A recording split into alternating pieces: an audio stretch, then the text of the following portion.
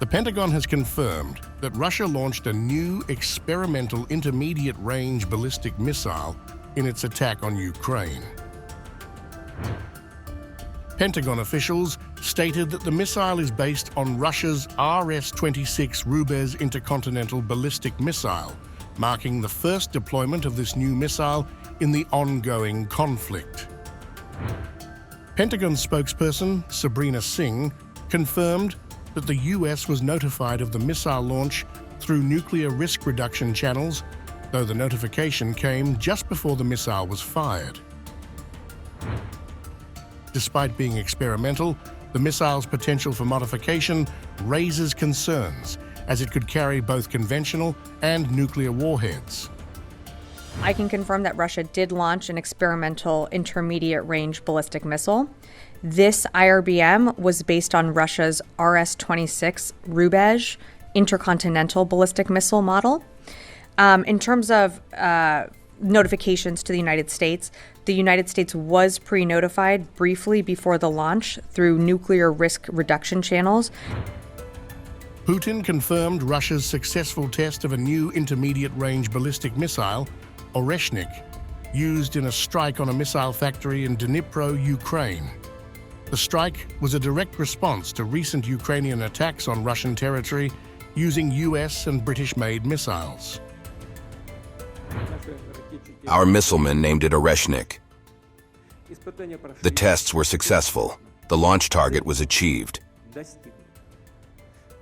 One of the largest and most famous since the times of the Soviet Union industrial complexes, which still produce missiles and other arms today, was destroyed on the territory of Ukraine in the city of Dnipro.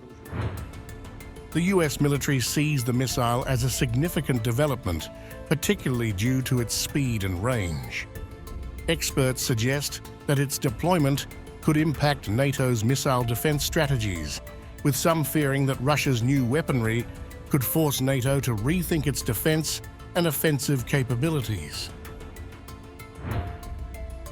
The missile targeted a Ukrainian military facility in Dnipro, which Russian President Vladimir Putin said was in response to Ukraine's use of Western long-range missiles against Russian targets. Putin also indicated that the missile's capabilities could be used to strike any nation that aids Ukraine's attacks on Russian territory. We consider ourselves entitled to use our weapons against military facilities of those countries that allow their weapons to be used against our facilities. And in the event of an escalation of aggressive actions, we will respond decisively and reciprocally. Ukrainian President Volodymyr Zelensky condemned the missile strike as a major escalation, warning that such weapons pose a broader threat not just to Ukraine, but to other nations. Zelensky stressed the need for stronger global responses to the growing missile threat. Today, our crazy neighbor once again showed what he really is, and how he despises dignity, freedom, and human life in general, and how afraid he is. He's so afraid that he uses new missiles, and he searches the world for other places to find weapons. In Iran, in North Korea. Today, there was a new Russian missile. All the characteristics: speed, altitude of an intercontinental ballistic missile. An investigation is currently underway. It is obvious that Putin is using Ukraine as a testing ground. This missile launch comes at a time of heightened tensions, following the US decision to ease restrictions on Ukraine's use of long-range weapons.